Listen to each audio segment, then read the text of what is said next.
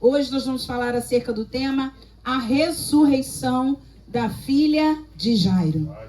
Marcos, capítulo 5, do versículo 21 ao versículo 24, a Bíblia diz assim: Tendo Jesus voltado no barco para o outro lado, afluiu para ele grande multidão, e ele estava junto do mar.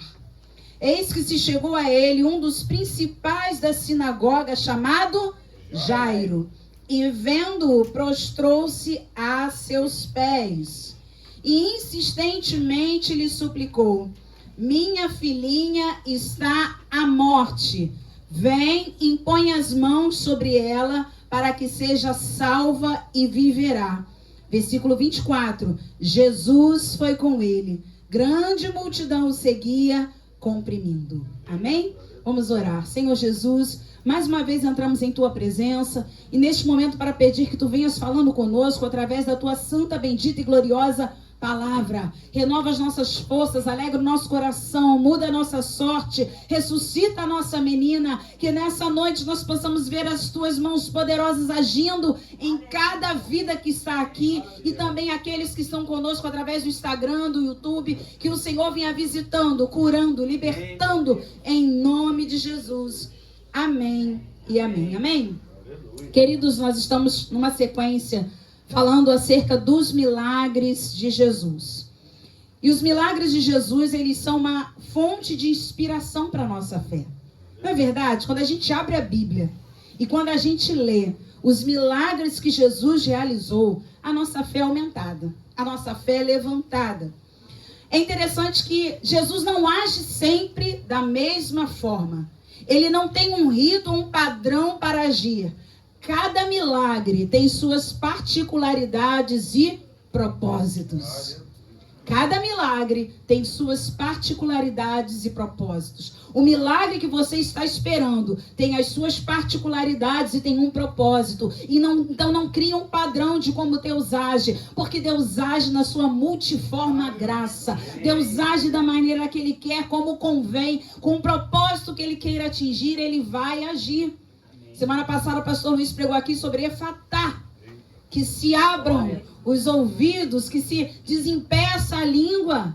Mas toda vez que falarmos Efatá, um surdo será curado, um gago será curado, não. Toda vez que Jesus fazia um lodo, ele curava um cego, não. Jesus, ele age de uma maneira peculiar com cada um de nós. No texto de hoje, ele cura a menina, ressuscita a menina dizendo, Talitá cumi. Menina, eu te mando, levanta. Mas todas as vezes que eu entrar no velório e eu falar, Talitá cumi, a pessoa vai ressuscitar? Não, porque Deus tem as suas particularidades. E Deus tem um propósito para cada milagre. Pastor Paul Young-Chun, não sei se vocês já ouviram falar, um grande pastor, em um dos seus livros, ele escreve algo que me impactou.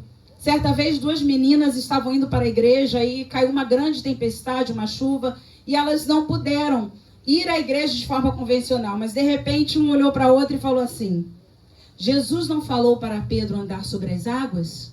Então vamos andar sobre as águas. E as meninas morreram afogadas, porque Jesus falou com Pedro: Pedro, vem. Pedro, vem. A ordem que Deus dá para Pedro não dá para Idalice. A ordem que Deus dá para Pedro não dá para Andréia. A ordem que Deus dá para Pedro não dá para Fernanda. Então Deus sabe como vai agir na vida de cada um. Deus sabe quais são as águas que você vai andar sobre elas. E quais são as águas que Ele vai falar, você não vai andar, deixa que eu abro o mar. Amém? Então cada milagre tem as suas particularidades e propósitos. A única coisa que eu encontro em comum em cada milagre que Jesus realizou é que todos eles precisavam de uma condição. Fale comigo, a fé. A fé. A fé.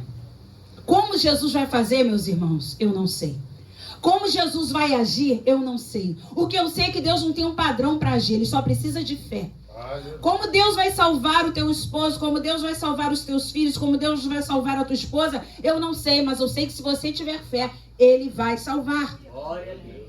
E aqui no texto de Marcos 5, os versículos 21 e 22, nós vemos algo muito interessante, porque se você ler um pouco antes, nós não precisamos ir lá. O pastor Luiz também falou aqui na semana passada acerca da cura do endemoniado gadareno. Jesus tinha acabado de ser rejeitado lá em Gadara. Por quê? Porque ele curou alguém. Porque ele libertou alguém. Porque ele salvou alguém.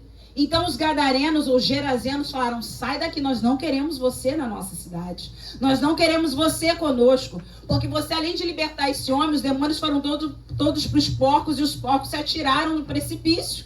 Então eles rejeitaram Jesus em Gadara. Mas quando Jesus então volta no barco, ele vai para Cafarnaum, onde um grande ministério se levantou. E ali a Bíblia diz no versículo 21, tendo Jesus voltado no barco para o outro lado, afluiu para ele grande multidão e ele estava junto do mar. Eu quero dizer para você que se te rejeitarem em Gadara, vá para Cafarnaum.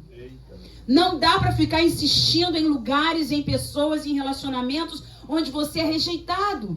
Não dá para insistir em situações em que as pessoas falem: nós não queremos você aqui. Não insista, irmãos. Jesus sabia se retirar. Ele foi, fez um milagre, ainda deixou para o gadareno uma ordem: fica aqui, fale do que eu fiz por você. Anuncia a salvação. Foi o primeiro missionário ali em Gadara. Mas Jesus precisou se retirar. E aí, chega no versículo 22, a Bíblia nos conta essa história maravilhosa que diz assim: eis que se chegou a ele um dos principais da sinagoga, chamado Jairo, e vendo-o, prostrou-se aos seus pés. A sinagoga era um local de oração e ensino para os judeus. Jairo era o líder responsável por guiar a vida religiosa daquela comunidade. Vocês lembram que as sinagogas, elas tiveram seu início lá na Babilônia. Até mesmo Paulo, depois nas suas viagens missionárias, era nas sinagogas que ele conseguia ter voz, porque o Império Romano, cada província romana, acabava tendo uma sinagoga de um judeu. Então a sinagoga, ela acabou tendo um papel mais importante, até mesmo para a evangelização, do que o templo. Porque o templo era um local único. Na sinagoga não tinha sacrifício, no templo tinha sacrifício. Então a sinagoga, a princípio, era um lugar de oração, se tornou um lugar de ensino, se tornou um lugar de reunião dos judeus e se fortaleceu. Então pensa que Jairo era o pastor presidente da sinagoga. De uma grande sinagoga. Uma pessoa influente. Você olha para um pastor, muitas vezes você pensa: não tem problemas. É uma pessoa que tem sabedoria, que tem graça. O mal não o atinge. Mas Jairo também precisava de Jesus. Ele era o líder da sinagoga. Agora pensa nessa cena, do versículo 22, ele vendo Jesus, se prostrou aos seus pés. Jesus tinha acabado de ser rejeitado em Gadara. Quando chega em Cafarnaum, aleluia, um grande homem, um grande líder, uma pessoa respeitada, um Hernandes Dias Lopes da época, vê Jesus e se prostra. Sem falar uma palavra, sem dizer nada, ele adora a Jesus, porque antes de falar dos seus problemas, Jairo se prostrou diante de Jesus, reconhecendo a sua autoridade e o poder. Irmãos, igreja, presença de Deus, não é lugar para a gente só chegar pedindo, não. Primeira coisa que Jairo fez foi adorar. Mas a menina estava morrendo, não importa, eu adoro a ele é o dono do tempo, ele não trabalha com o meu relógio, ele tem um relógio dele, então eu vou adorá-lo. Jairo se prostrou e adorou. E às vezes, irmãos, a posição que o homem ocupa é um obstáculo para ele se humilhar. Você consegue imaginar a cena do Elon Musk se dobrando diante de Jesus? Todos vão ficar como? É o Elon Musk. Você consegue imaginar o presidente dos Estados Unidos, Joe Biden, se prostrando diante de Jesus? Todo mundo fica: um homem desse com essa posição. Porque quanto maior a posição, mais difícil, preste atenção, quanto maior a posição, mais difícil é para o homem se prostrar. Quanto mais alta a posição, é um grande líder, é um grande empresário. É uma grande... Hoje em dia, né, irmãos? O Rio de Janeiro é o chefe do tráfico. Você imagina, é verdade? A gente hoje em dia já está até falando isso. Porque você imagina esse homem se prostrando diante de Jesus. Você imagina o chefe do tráfico colocando as armas no chão e se prostrando diante de Jesus. Porque quanto maior a posição, mais difícil é do homem se dobrar. Mas Jairo entendia. Meu Deus do céu, que homem. Jairo entendia que Jesus era maior do que a sua posição. Amém, meu Deus. Jesus era maior do que a sua posição. Lembra de Naamã? Naamã, aquele comandante do exército da Síria, cheio de glória, pompa e majestade. A menina que estava na casa dele falou: se você conhecesse o profeta que é lá em Israel, ele curaria o Senhor dessa lepra. Naamã vai até Israel, vai até o profeta Eliseu. E Naamã, com muita dificuldade de se prostrar, porque ele tinha uma posição muito elevada na Síria. Então ele diz: espera aí, esse homem não vai vir falar comigo? E a ordem desse homem é para eu dar 7 mergulhos nesse rio imundo que é o Jordão. Porque lá na Síria tem Abana e Farfar, rios limpíssimos. Eu vou mergulhar aqui. Eliseu continuou sem aparecer e falou: fala para ele mergulhar se ele quiser ser curado. Ele falou: eu vou embora. Aí aquelas pessoas que estavam com ele falavam: meu pai, reconhecendo ali a autoridade, se humilhando, a gente já chegou até aqui, o que é que custa? Gente, tem sempre alguém que vai nos trazer de volta para a nossa realidade. Aleluia! Tem sempre alguém que vai nos trazer de volta para a nossa realidade. Senhor, meu pai, não vale a pena o senhor mergulhar? Ele não pediu nada demais. A gente já veio até Israel. O que custa o senhor entrar aí e mergulhar? Lembra do pica-pau? Um mergulhinho. Lembra aquela pedrinha de açúcar? Apenas um mergulhinho. Meu Deus! Então Naamã pensou: eles estão errados, não. Irmãos, eu estava até conversando com o Jorge, que foi ontem. Eu ultimamente tenho feito algumas perguntas. O que eu perco se eu tomar essa atitude? E o que eu ganho se eu tomar essa atitude? Tem hora que você tem que analisar. O que Naamã ia perder mergulhando no Jordão? Nada. Agora, o que ele poderia ganhar? A cura. Então Naamã teve que descer da sua posição, expor a sua lepra, porque ele precisou tirar aquelas fardas que escondiam a sua lepra. E não mergulhou só uma, e não mergulhou só 2, e não mergulhou só 3, nem 4, nem 5, nem 6, mas foram necessários 7 mergulhos para que Naamã voltasse e a sua carne, diz a Bíblia, ficasse como de uma criança. Aleluia! Nós precisamos aprender a descer das nossas posições humanas e nos prostrarmos diante do Senhor. Quantos pastores que se acham numa posição lá em cima? Essa semana aí o que nós vimos na internet de briga, né, familiar e pastoral por causa de nome de igreja. Irmãos, as coisas são muito difíceis. E nós não estamos isentos a isso não. Vigia, guarda o teu coração, guarda a tua alma, guarda a tua mente. A Bíblia fala que é melhor você muitas vezes ceder, deixar para lá, porque quem ganha é o reino. Quem ganha é o reino de Deus. Então você volta para Jairo e vê um homem prostrado. Jesus desce do barco e encontra o pastor, o bispo, seja qual for o nome que você queira dar, aquele homem super importante, o mais importante da comunidade judaica, dobrado diante dele. E aí a gente vai para o versículo 22, que diz assim, versículo 22 de Marcos 5: e insistentemente lhe suplicou: minha filhinha está à morte, vem, impõe as mãos sobre ela, para que seja salva e viverá. É interessante que em algumas versões, o início do versículo 23 diz: aos prantos e com insistência. Aos prantos e com insistência. Jairo estava chorando.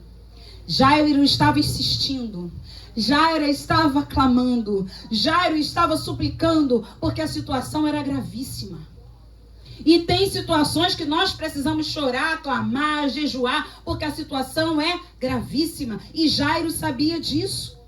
Então ele insistentemente, com choro, com pranto, ele diz: minha filhinha está à morte, ou à beira da morte, ou muito enferma. Ele deixa a menina em casa para clamar a Jesus.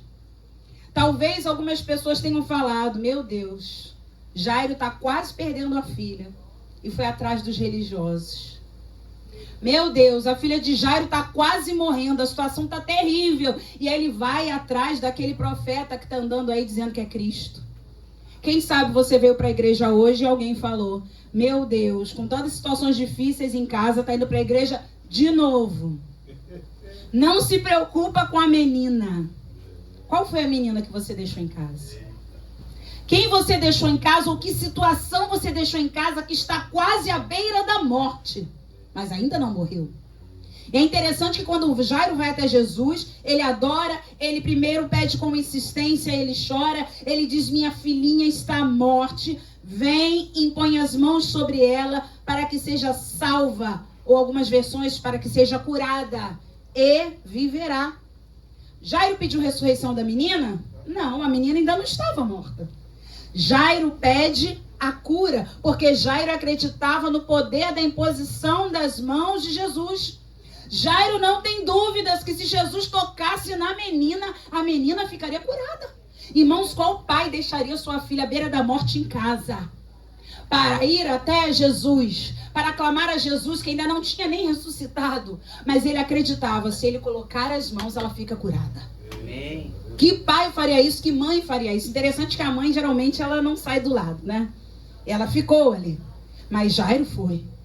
E às vezes nós somos julgados por algumas atitudes. Ah, abandonou a filha, ah, abandonou a mãe, abandonou o pai, abandonou o tio. Não, você não sabe qual é o propósito que aquela pessoa está deixando. Ela não está deixando, ela está indo interceder em prol daquele que está precisando. Talvez hoje você esteja aqui com o coração apertado, deixou alguém doente em casa. Talvez você hoje esteja aqui com o coração apertado porque deixou uma situação difícil em casa. Quem já veio para a igreja e deixou alguma situação bem difícil em casa, levante as mãos. Quando a Ana Clara tinha uns 5 anos, ela pegou catapora. Eu estava escalada para pregar num congresso jovem. E só eu cuidava praticamente dela, porque ela precisava de muitos cuidados, aquele permanganato, aquele banho, né, roxo, era o tempo todo trocando roupa de cama, lavando, passando.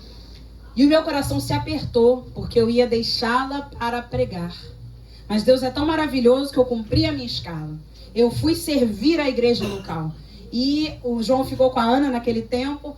E quando eu cheguei em casa, encontrei a Ana melhor do que quando eu fui. Porque quando você deixa uma preocupação para ir buscar a Jesus, quando você voltar, você vai encontrar aquela situação melhor do que você deixou. Aleluia! E aí a gente lembra que a posição de Jairo não livrou do seu sofrimento. Às vezes nós falamos para o Senhor, mas eu como pastora passar por isso? Mas eu como uma serva fiel que não falta um clube do livro passar por isso? Mas eu que sou dizimista e ofertante passar por isso? Mas eu, meu irmão, Jairo era o homem mais poderoso na sinagoga, mais influente, mais respeitado. Mas a dor não fica do lado de fora. A dor também bateu a porta de Jairo e entrou e enfermou. Meu Deus, pare de questionar a Deus, por que você, por que com você, por que eu, por que a minha casa, por que a minha família, por que o meu carro, por que meu emprego. Não, a dor, ela não respeita a posição.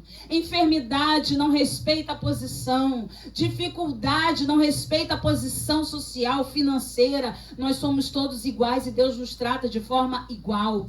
A Bíblia diz que tudo sucede de igual modo a todos. Imagine que o sol nasce sobre justos e injustos. A chuva que rega a terra também cai sobre justos e sobre os injustos. Mas é interessante que a menina, nesse momento, ela está impossibilitada de tocar em Jesus. Lembra da mulher hemorrágica que no meio do caminho chegou ali contando maior história, como diziam os jovens, maior rolê, demorou a beça com Jesus, ficou gastando um tempo ali do Senhor. Aquela mulher, ela saiu da sua casa, 12 anos hemorrágica, a idade da filha de Jairo. O tempo que a filha de Jairo tinha de vida, aquela mulher tinha de doença. Então a situação daquela mulher era urgente. E naquele momento a mulher sai de casa para tocar em Jesus. Mas agora nós temos uma outra situação. Uma menina adolescente, pré-adolescente com 12 anos de idade. Ela pode sair de casa? Fale comigo, não. Então alguém vai buscar por ela. Então Jairo entende, se ela não pode tocar nele, ele pode tocar nela. Meu Deus do céu. Se ela não pode tocar nele, ele pode tocar nela. A mulher hemorrágica toca apenas nas vestes e ficou curada.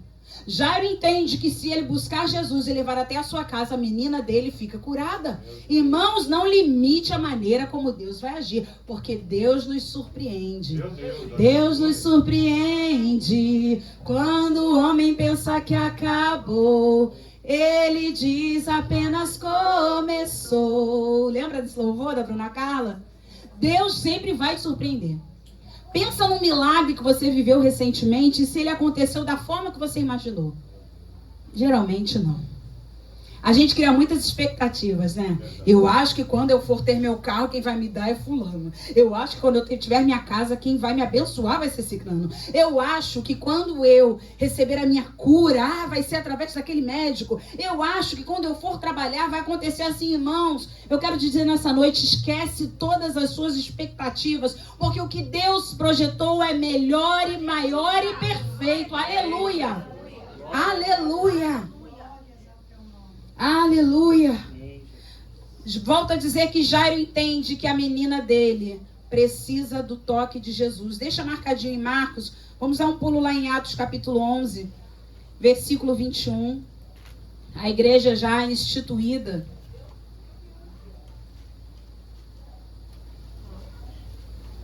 Atos capítulo 11, versículo 21.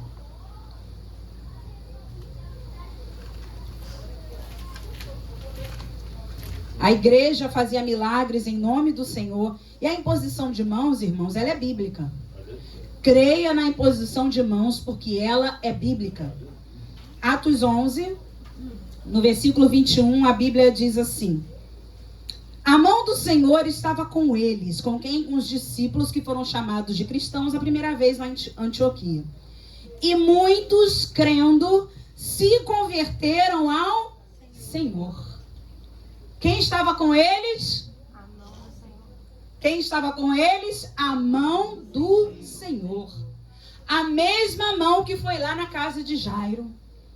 A mesma mão que Pedro e João, quando estavam indo no templo orar, falaram: levanta e anda em nome de Jesus. E aquele homem ficou curado. A mão do Senhor está aqui nessa noite.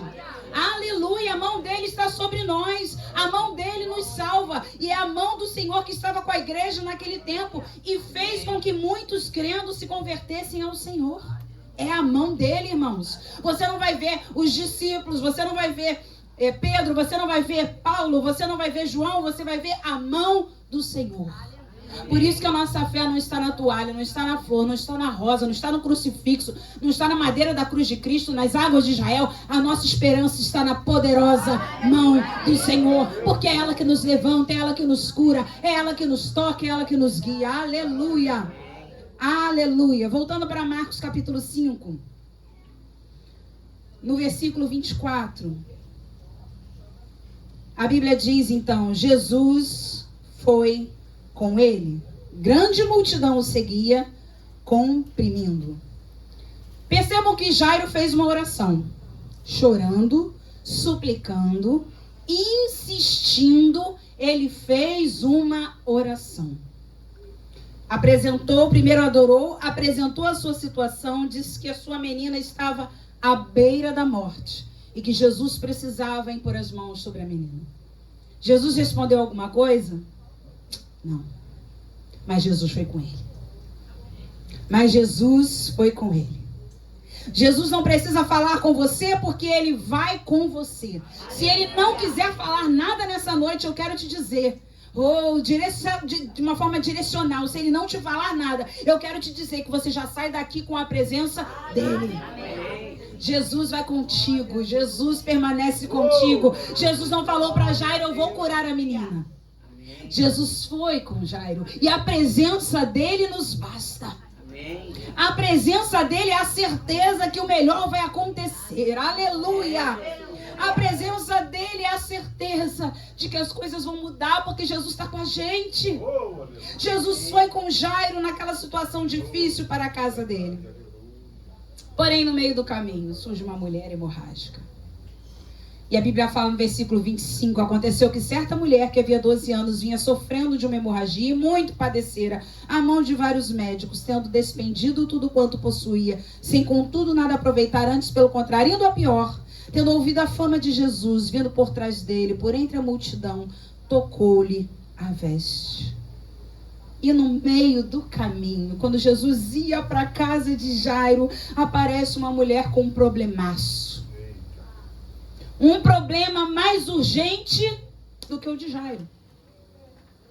Porque aquela mulher estava sangrando. E aquela mulher estava no meio do caminho. Mas a menina de Jairo estava em casa. Mas estava quase morrendo. O que você faria? Olha, depois eu volto e te atendo. Porque eu preciso atender a causa dele, que é mais urgente. Porque nós trabalhamos com o nosso relógio.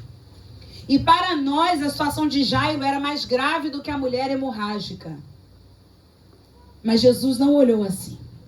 Jesus olha para a mulher e pensa, a situação dela é muito difícil. Se eu não a curar hoje, talvez ela não resista. São 12 anos sangrando, são 12 anos sofrendo com uma anemia, são 12 anos sofrendo com dores, são 12 anos sofrendo rejeição e vergonha. E sabe que coisa linda que nós temos aqui?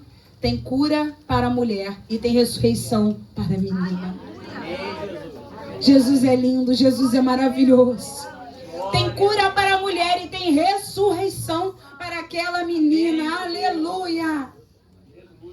É interessante que eu não consigo imaginar a situação que Jairo ficou ao ver aquela conversa longa.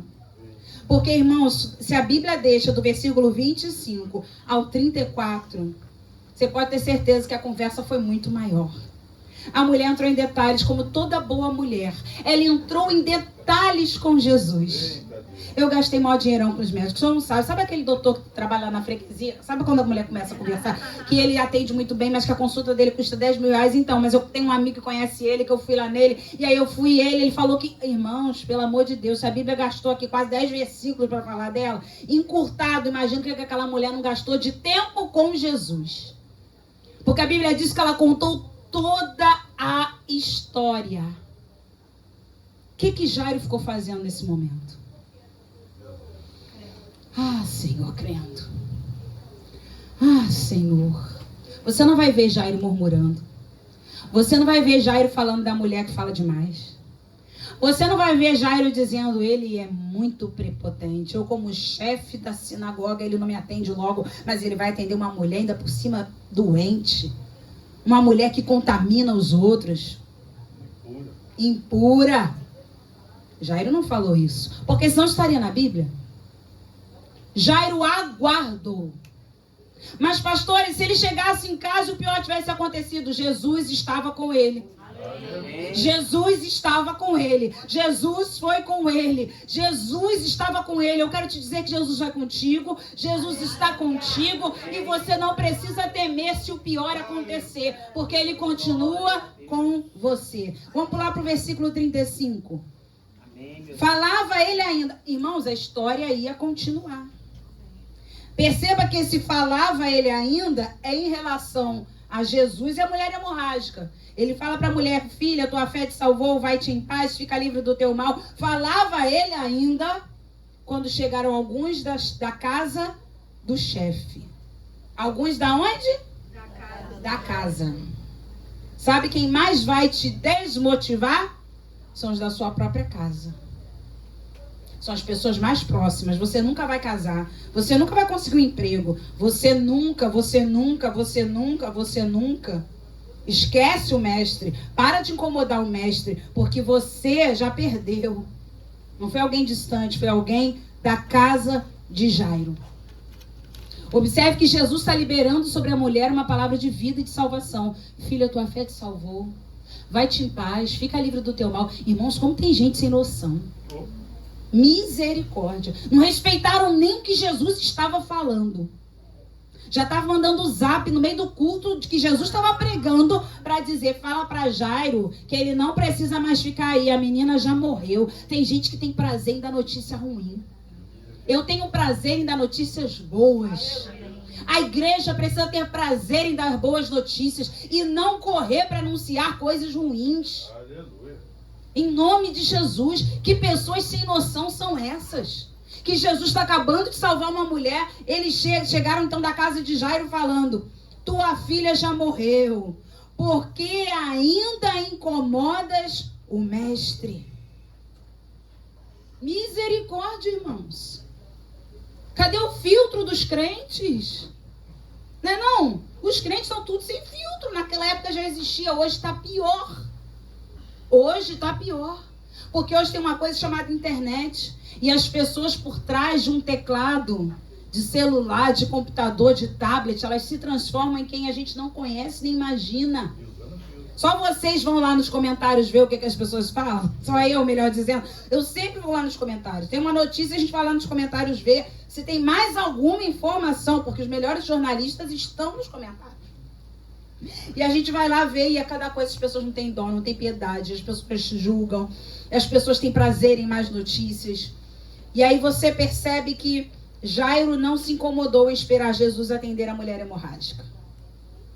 Ele sabia que Jesus não estava preso ao tempo humano, mas alguém da sua casa tentou desmotivá-lo, dizendo, preste atenção, que o que estava ruim piorou. Quem nunca recebeu uma notícia assim? Olha, as taxas baixaram mais ainda. Olha, não trago boas notícias. Olha, a situação ficou mais grave. Olha, perdeu aquela causa. Irmãos, eu não sei a notícia que você recebeu essa semana, mas eu quero te dizer que Jesus está contigo. Você não precisa ter medo, porque Jesus está contigo. Eu volto a dizer, tem cura para a mulher e tem ressurreição para a menina.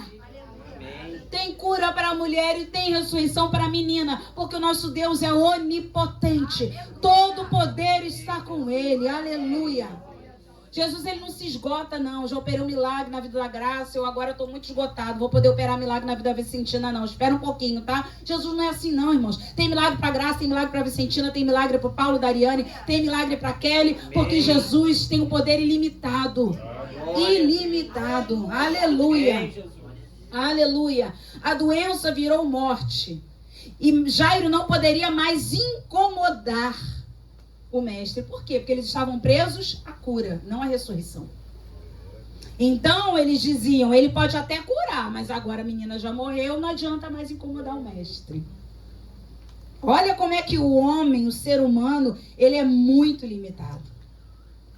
A notícia foi, não precisa mais incomodar o mestre Jairo. A menina morreu. Ele tem poder sobre a enfermidade, mas não sobre a morte, irmãos. No ministério de Jesus, ele realizou 3 ressurreições. Cada uma de uma forma diferente. O filho da viúva de Naim, ele toca no caixão. Jovem, eu te mando, levanta-te. Ele ainda não havia sido enterrado. Ele também não estava no estado como a menina de Jairo em cima da cama. Ele estava a caminho do sepultamento.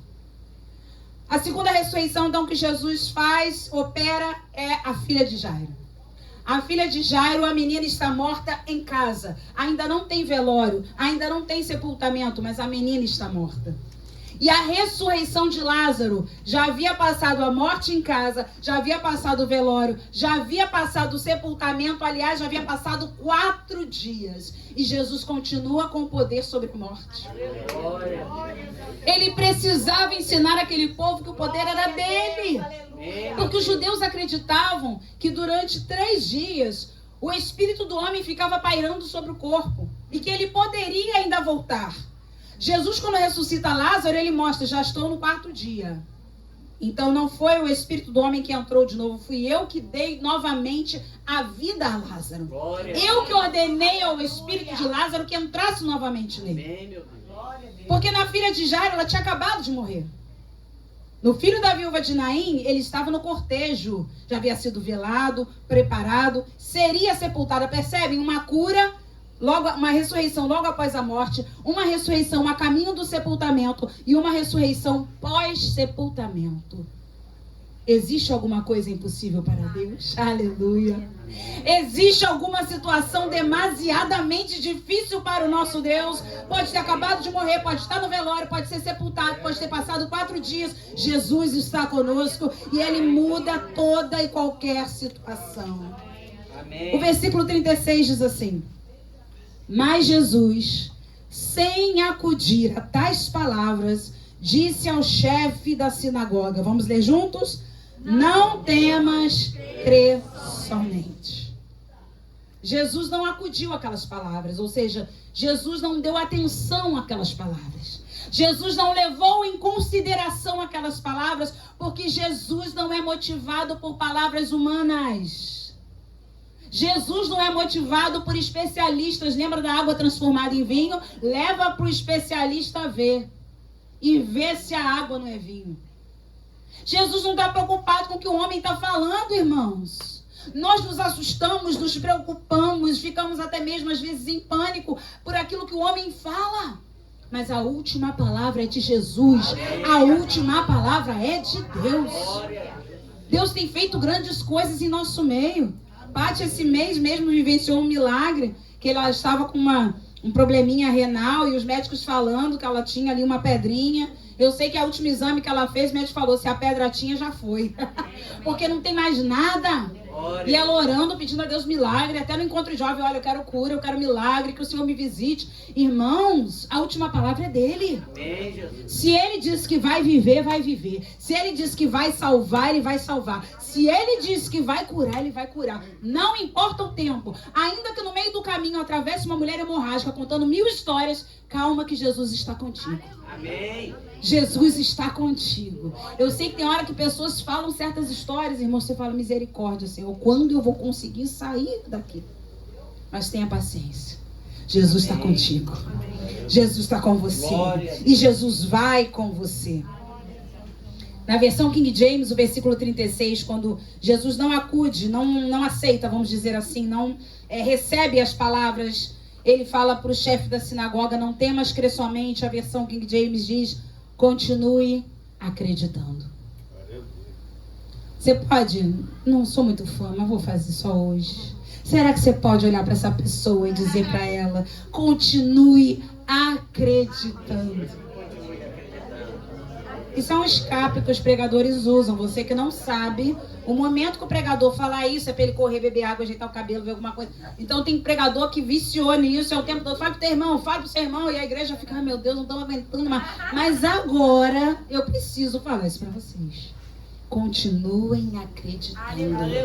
Porque Jesus, ele falou para Jairo, irmãos, Romanos capítulo 10, versículo 17, a fé vem pelo ouvir e ouvir a palavra de Deus. Mais uma vez, Jesus não falou, eu vou curar a menina, eu vou ressuscitar a menina. Ele falou, continue acreditando. Não temas, crê somente. Aleluia. Versículo 37. Contudo, todavia, entretanto, não permitiu que alguém o acompanhasse. Senão quem? Pedro, Tiago e João. Jesus só permitiu que os seus discípulos mais íntimos o acompanhassem naquela jornada. Porque eram aqueles 3 que andavam mais com ele. E quando a gente anda muito com alguém, a gente conhece bem aquela pessoa. Então ele sabia que Pedro, Tiago e João teriam fé para aquele milagre que ele iria realizar. Os outros talvez ficariam na dúvida. Os outros talvez questionariam. Mas Pedro, Tiago e João, por causa da intimidade que tinham com o Senhor, sabiam que ele ia fazer alguma coisa. Versículo 38 diz assim, chegando à casa do chefe da sinagoga, viu Jesus o alvoroço, os que choravam e os que pranteavam muito. Percebam, qual é a cena que Jesus encontra? Fale comigo, alvoroço, choro e pranto. Minha pergunta para vocês nesta noite, já esteve num lugar assim?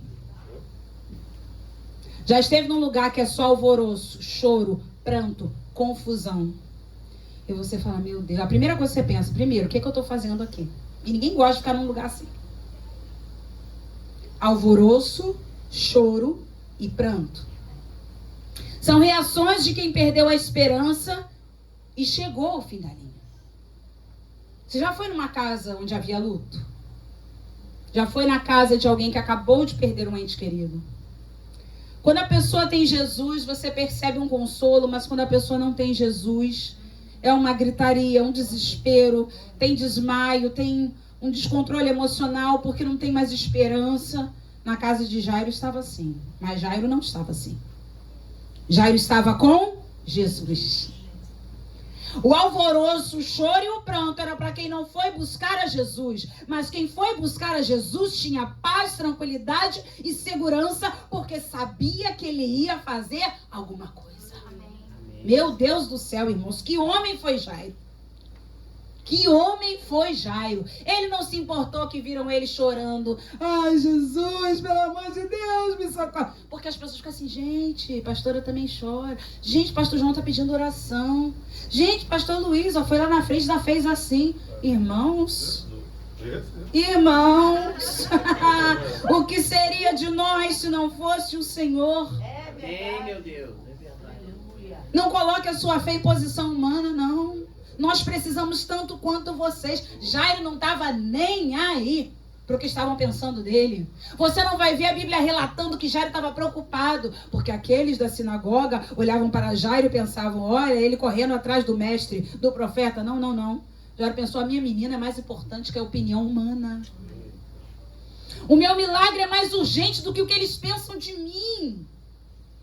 Irmão, se você desse ouvido a tudo que já falaram de você, você não estaria aqui hoje. Opa. Se você desse ouvido à opinião humana, meu irmão, você não se prostraria diante de Jesus, você não ia chorar na hora do louvor, porque você é o grande Jairo. Não. Irmãos, desce dessa posição hoje. Pior é quando o crente está numa posição que foi ele mesmo que colocou.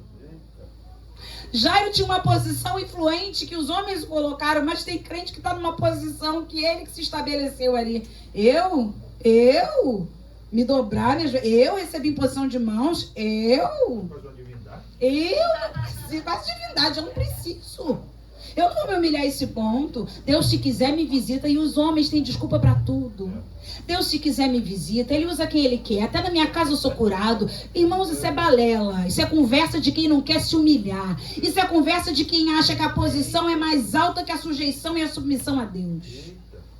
Larga a mão disso tudo. Larga a mão dessa história. Se humilha diante do Senhor. A posição mais elevada de um homem, eu tenho falado aqui, aonde? Aos pés de Jesus. A posição mais elevada de um homem, de uma mulher, é aos pés de Jesus. Versículo 39. Ao entrar, Jesus então lhes disse: por que estáis em alvoroço e chorais? A criança não está morta, mas dorme. Naquele tempo era comum quem tinha dinheiro contratar carpideiras. Aquelas mulheres que ficavam chorando. Porque quanto mais choro, mais dinheiro, melhor a posição, maior a posição. Então você imagina um sepultamento ou um velório já lotado, e quanto mais pessoas chorando, e quanto mais pessoas gritando, se desesperando, as pessoas, a sociedade olhava e dizia: que prestígio tem essa família, hein? Que dinheiro tem essa família? Contratou carpideira.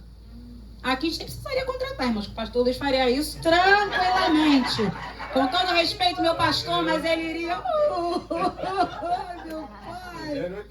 0,800, para que contratar carpideira? Só temos um homem que chora diante do Senhor com toda a sua integridade na alma. Pensa nisso, irmãos. Então eles contrataram essas carpideiras que ficaram ali chorando, fizeram alvoroço.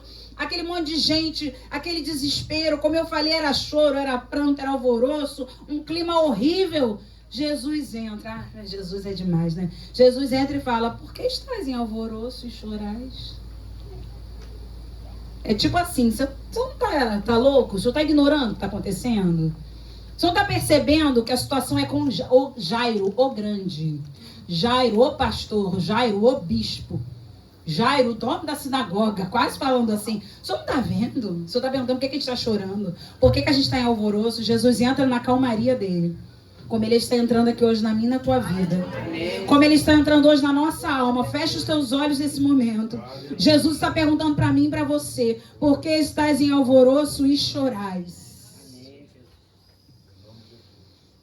A criança não está morta, mas dorme. A criança não está morta, mas dorme. Você também pode aplicar pensando: a criança não está morta, mas Jesus também poderia estar querendo dizer: a criança não vai permanecer morta. Até porque para o judeu a morte era um sono. Para o judeu, a morte é um sono. O que a gente fala quando uma pessoa já partiu para o Senhor? Ela dorme no Senhor. Momento de descanso, de refrigério. Então, aos olhos de Jesus, a criança dormia.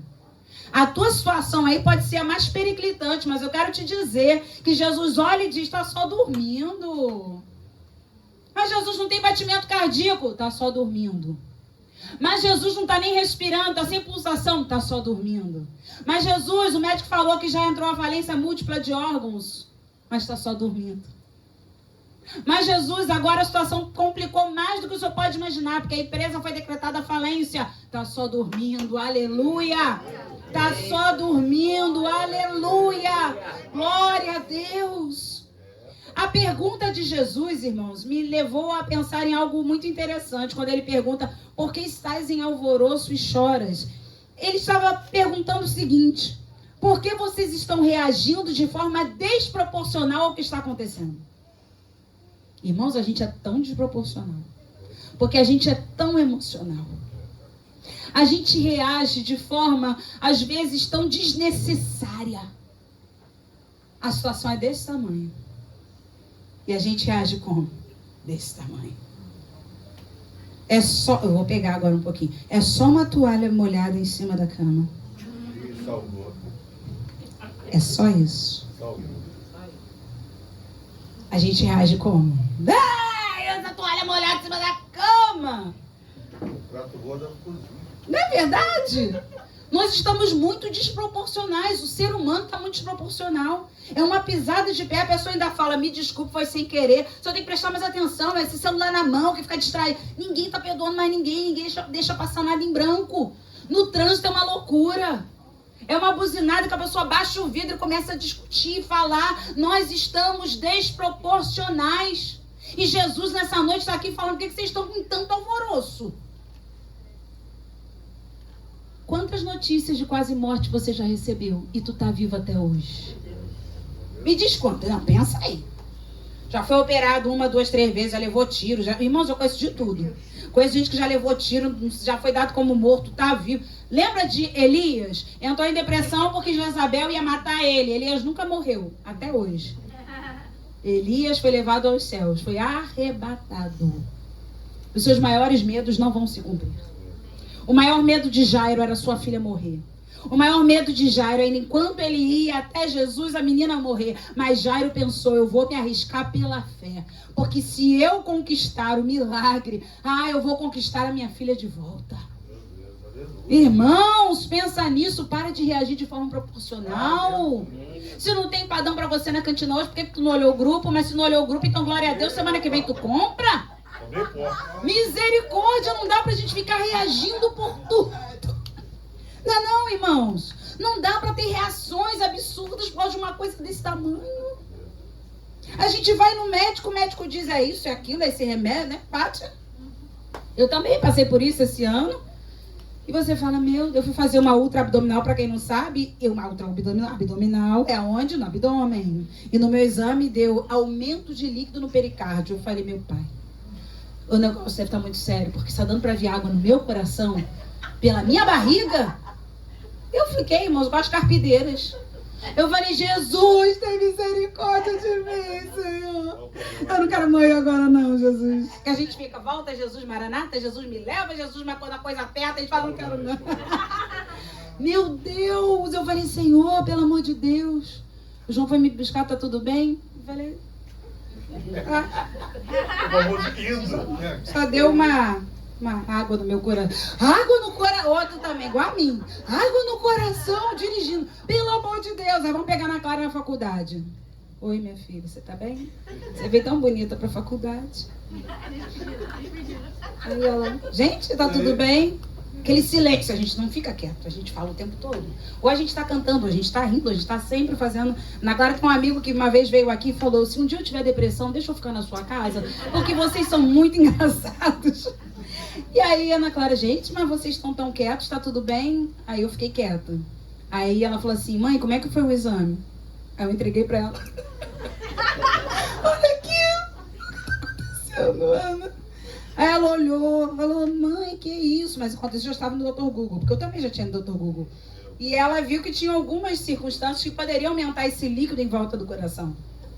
Porém, apesar de todo esse escândalo, O João falou assim, nós quando chegarmos em casa, vamos na igreja, vamos orar, ajoelhar lá no púlpito, com a cara no pó, e vamos colocar a situação diante do Senhor. Irmãos, ali eu recebi a paz que excede todo entendimento. O problema é que quando a gente está para receber uma notícia ruim, tudo vai confluindo. Na noite anterior eu gravei um vídeo pro YouTube dizendo, se perecer, pereci. Eu tinha certeza que já era Deus. Pode ir lá no meu canal do YouTube. Pode ir no meu canal do YouTube que eu gravei, se perecer, pereci. Eu comecei, será que Deus estava me preparando para esse dia, meu pai? Porque se você entrar lá na internet e procurar aumento de líquido no pericárdio, vem escrito assim, risco iminente de infarto. A pessoa morre de uma hora para outra. O João falou, você não faz mais exercício, você para tudo. Essa coisa foi assim. Eu falei, meu Deus, o que é isso? Mas depois que nós oramos, fomos até Jesus...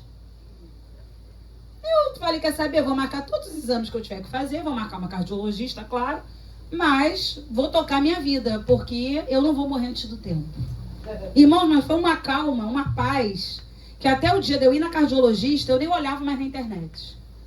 Fui na cardiologista, ela olhou meus exames, falou, realmente tem um aumento de líquido aqui no pericárdio, que pode ser por muitas coisas, mas eu vou pedir alguns exames, um ecocardiograma, um teste de esteira, aquele teste ergométrico, e aí a gente vê.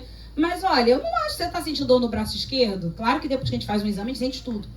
Eu falei, não, acho que não, né? Porque a gente começa a pensar, aquele dia eu tive uma dor, tá sentindo isso? Não tô sentindo. Então, eu acho que não é nada demais. Eu acho que o aumento do líquido do pericárdio pode ser para teve resfriada, gripada, falei vivo com rinite, sinusite. Isso também aumenta o líquido no pericárdio. Então, vamos fazer os exames. Irmãos, fui fazer todos os meus exames. Deus é testemunha. Em paz. E semana passada, eu voltei na médica com todos os exames. E ela falou, você está 100%. Tem um líquido lá? Tem. Mas tem gente que vive com esse líquido e nem sabe. Todo coração precisa de um líquido. Você só tem um pouquinho a mais. Eu pensei, água da vida dentro de mim. Aleluia, glória a Deus. Eu fiquei pensando, Jesus fez meu coraçãozinho ali, de repente, com um pouquinho mais de água para poder transbordar, né? Deve ser isso. Porque no momento, irmãos, a gente fica tão doido. Que o João falou assim, será que você está bebendo muita água até no coração? Ele me perguntou. Porque ele vê o dia inteiro bebendo água, porque é negócio dos rins. Aí eu não vou beber? Aí ele, será que isso não tá indo pro coração, não, menina? Eu falei, olha o ponto que chega a família de Jairo. Água de mulher. E é a melhor mesmo, hein? Irmãos, quando eu fui na médica, ela falou, não tem nada. Esse líquido realmente está aumentado, mas provavelmente alguma coisa que você ou nasceu com isso, foi por causa de uma gripe, um resfriado. Enfim, tá tudo bem com você. Eu falei... Jesus, muito obrigada. Mas, irmãos, olha a minha reação no primeiro momento.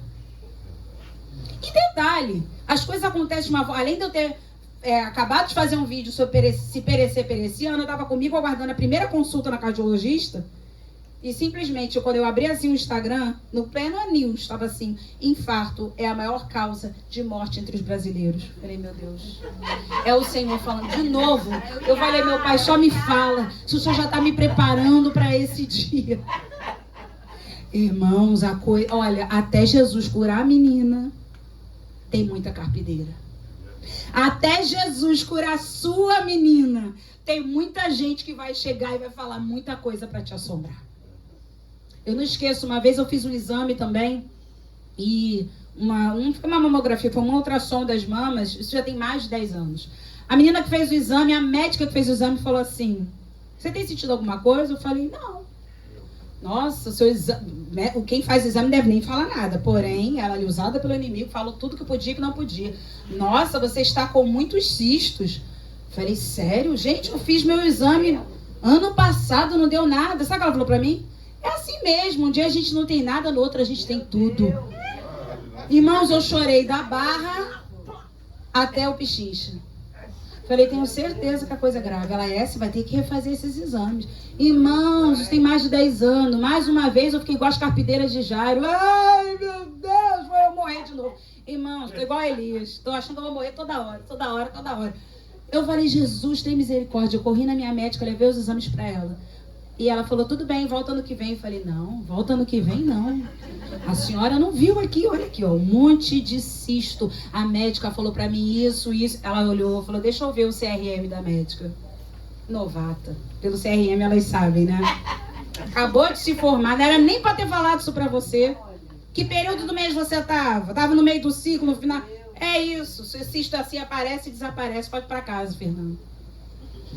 Irmãos, às vezes nós temos reações desproporcionais ao que realmente está acontecendo. E nessa noite eu digo para você, como Jesus falou para aquelas pessoas, a criança não está morta, mas dorme. Aí chega o versículo 40 que diz, e riam-se dele.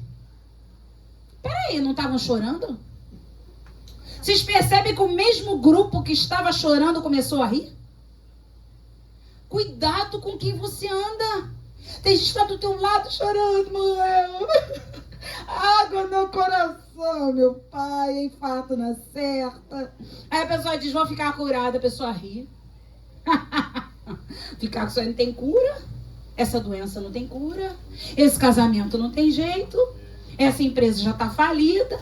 Quantas vezes riem da gente? Quem estava chorando agora está rindo. Tendo ele, porém, mandado sair a todos. Que Jesus, irmão, Jesus também, entre aspas, tá? A parte humana dele aqui perdeu a paciência. Até porque Jesus, para fazer milagre, tem hora que você tem que largar umas pessoas debochadas que andam contigo. Porque os debochados, pode observar, são sempre incrédulos. Jesus mandou sair a todos. Tomou o pai e a mãe da criança e os que vieram com ele, Pedro, Tiago e João. E entrou onde a criança estava.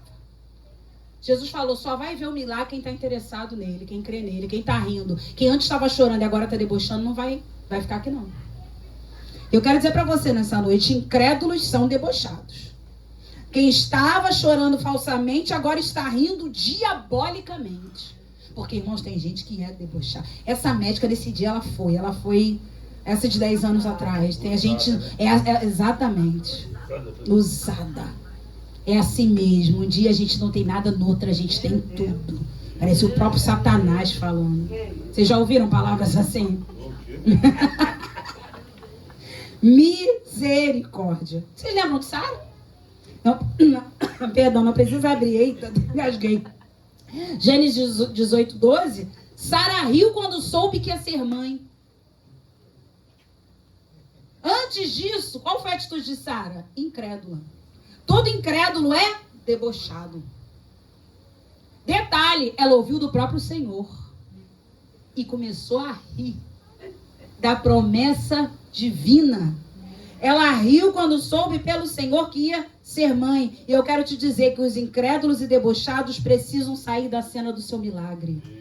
Para de contar as coisas para quem é incrédulo e debochado. Para de contar com essas pessoas. Eu vou no médico, vou levar fulano. Irmão, para que você vai levar fulano?